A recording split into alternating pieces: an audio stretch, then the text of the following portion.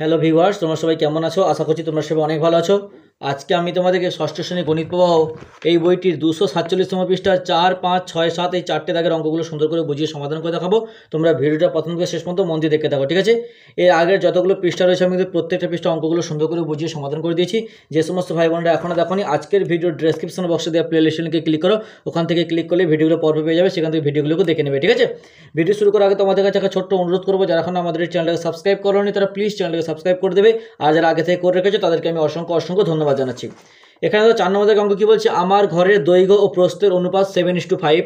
আমার ঘরের পরিসীমা ওই অনুপাতে কি কি হতে পারে তা 4টি লিখি। তাহলে কি বলছে, দৈর্ঘ্য প্রস্থের অনুপাত কত?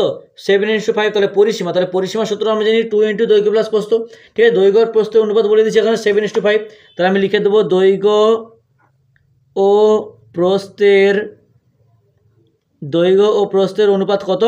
দৈর্ঘ্য ও প্রস্থের অনুপাত হচ্ছে তোমার দৈর্ঘ্য প্রস্থের অনুপাত 7:5, ঠিক আছে? তাহলে আমি এখানে 7:5 লিখে দিলাম। তাহলে এক্ষেত্রে পরিসীমা কি হবে? পরিসীমা আমরা জানি যে 2 × দৈর্ঘ্য প্লাস প্রস্থ, তাই তো? তাহলে 2 × দৈর্ঘ্যটা কত হবে? 7, আর প্রস্থটা হবে 5 হয়ে যাবে। তাহলে 2 × 7 + 5, তাহলে 2 × 7 আর 5 যোগ করলে 7, 8, 9, 10, 11, 12, তাহলে 12 দুগুণে 24। তাহলে দৈর্ঘ্য প্রস্থ, তাহলে এটা কত হয়ে যাবে? তোমার 24 হয়ে যাবে, ঠিক আছে?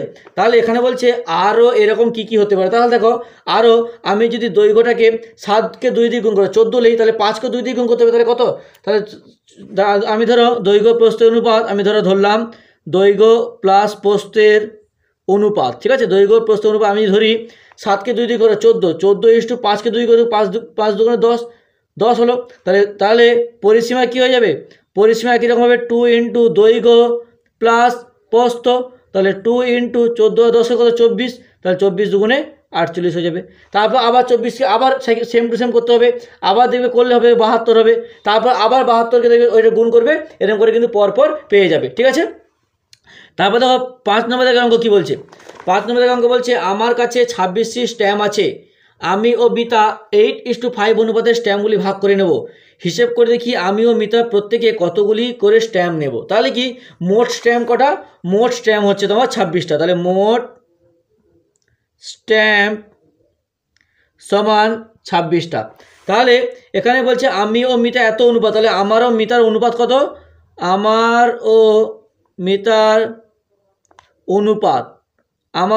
অনুপাত কত? অনুপাত হচ্ছে তোমার 8:5।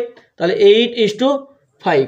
তাহলে এবার এখানে জানতে চাইছে যে কত স্ট্যাম্পগুলি ভাগ করে নেবো। হিসাব করে দেখি আমি ও মিতা প্রত্যেকে কতগুলো করে স্ট্যাম্প পাবো। তাহলে আমি মোট স্ট্যাম্প পাবো, তাহলে কতগুলো? মোট 26 এত। তাহলে কি 26 ইন্টু এগুলো কি হয়? দুটো যোগ হয়ে যায়, তাহলে দুটো যোগ করলে কত হয়? 8, 9, 10, 11, 13, 13টা বসে যায় নিচে, আর আমারটা কত? 8, তাহলে 8/13 এরকম করে হয়। তাহলে কাটাকুটি করে 13 দুগুণে 26, তাহলে গুণ করলে কত? 8 দুগুণে 16টি। তাহলে আমি মোট কত? 16টি। তাহলে মিতা মোট স্ট্যাম্প পাবে কত? তাহলে 26, মোট তো 26টার এই যে 13 ভাগের, এটা 13 ভাগের 5 ভাগ পাবে, কারণ মিটার 5 আছে। তাহলে 5/13 কাটাকুটি 13 দুগুণে 26, 5 দুগুণে 10, মোট পাবে। তাহলে আমি পাবো 16টি এবং মিতা পেয়ে যাবে তোমার 10টি। বুঝতে পেরেছ? নেক্সট 6 নম্বর অঙ্ক কী বলছে দেখো। বলছে আমার পড়ার বই ও গল্পের বইয়ের অনুপাত 4:3। তাহলে আমি লিখে দেবো যে পড়ার বই ও গল্পের বইয়ের অনুপাত, তাহলে কত পেলাম? অনুপাত হলো 4:3। তাহলে এবার বলতে জানতে যে পড়ার বই 28টি বই হলে গল্পের বইয়ের সঙ্গে কত হিসেব করে দেখি। হিসেব করি ও মোট কত বই। তাহলে পড়ার বই 28টা অলরেডি বলে দিয়েছে। তাহলে এক্ষেত্রে আমরা কী করবো দেখো, লিখবো যে পড়ার বই ডিভাইডেড বাই গল্পের বই। তাহলে কত আছে? 4/3 লিখে দিলাম। এবার দেখো এটাকে 20কে ভাগ আকারে লেখা যায়।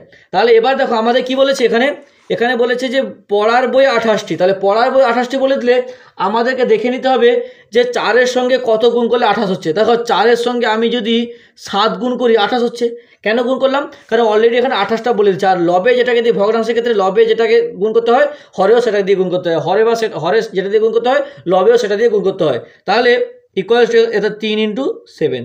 তাহলে 7 4 28 হলো, তাহলে 7 3 21, তাহলে পড়ার বই যদি 28টা হয় গল্পের বই কত হবে 21টি, তাহলে অতএব দিয়ে আমি লিখে দেবো যে গল্পের বইয়ের সংখ্যা 21টি। তাহলে লিখে দিলাম গল্পের বইয়ের সংখ্যা 21টি। এবার জানতে চাইছে মোট তাহলে বই কত হলো, পড়ার বই 28টা, গল্পের বই 21টা, তাহলে মোট বই সমান তাহলে 28 প্লাস 21, তাহলে যোগ করো 8 একে 9, 2 2 4, মোট গল্পের বই তোমার 49টা হয়ে গেল। তারপর দেখো 7 নম্বরের অঙ্ক কি বলছে। 7 নম্বরের অঙ্ক বলছে এক ধরনের গহনায় সোনা ও রূপো 4:7 অনুপাতে মেশানো হয়েছে। তাহলে আমি লিখে দেবো প্রথমে সোনা ও রূপো 4:2 প্রথমে লিখে দিই, ঠিক আছে। তাহলে সোনা ও রূপো সমান কত পেলাম, দেখতে পেলাম 4:7, যা যতটা পড়ছি ততটা আগে লিখে নিচ্ছি, ঠিক আছে, 4:7।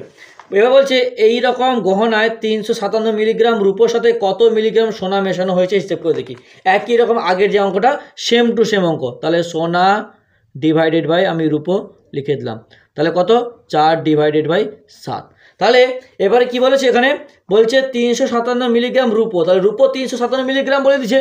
তাহলে আমাদের দেখতে হবে 7-এর সঙ্গে কত গুণ করলে 357 হচ্ছে। 7-এর সঙ্গে তুমি যদি 51 গুণ করো তাহলে কিন্তু এটা পাবে। কী করে পাবে, তুমি যে প্রশ্ন করে আমি কী করে বুঝবো যে 51 সঙ্গে গুণ হচ্ছে, তুমি এই যে 357 সঙ্গে 7কে ভাগ করবে, যেটা ভাগ করে পাবে সেটাই এর সঙ্গে গুণ করবে, 7-এর সঙ্গে গুণ করবে, দেবে পেয়ে যাবে। তাহলে কি 4কে 51 দিয়ে গুণ করতে হবে, তাহলে গুণ করলে কত হয় 4 একে 4, 5 4 20, তাহলে 204। আর এটা কত হচ্ছে, এটা হচ্ছে 7 একে 7, 5 7 35, কত হচ্ছে 357। তাহলে কত পেলাম, তাহলে সোনা রূপো যদি 357 মিলিগ্রাম হয় তাহলে সোনা কত হবে 204। তাহলে অতএব আমি লিখে দেবো যে কত মিলিগ্রাম সোনা মেশানো হয়েছে, অতএব 204 মিলিগ্রাম সোনা মেশানো হয়েছে। ঠিক আছে, হয়ে গেল। তাহলে আজকে ধরে থাক, পরের দিন পরে যে পেজটা আছে সেটা সমাধান করে দেখাবো। ভিডিওটিতে একটা লাইক করে তোমার অন্যান্য বন্ধুদের মধ্যে শেয়ার করে দিও প্লিজ। তোমাদের একটা লাইক আমাকে কিন্তু পরবর্তীকালে আরও ভালো সুন্দর ভিডিও বানাতে উৎসাহিত করে তোলে।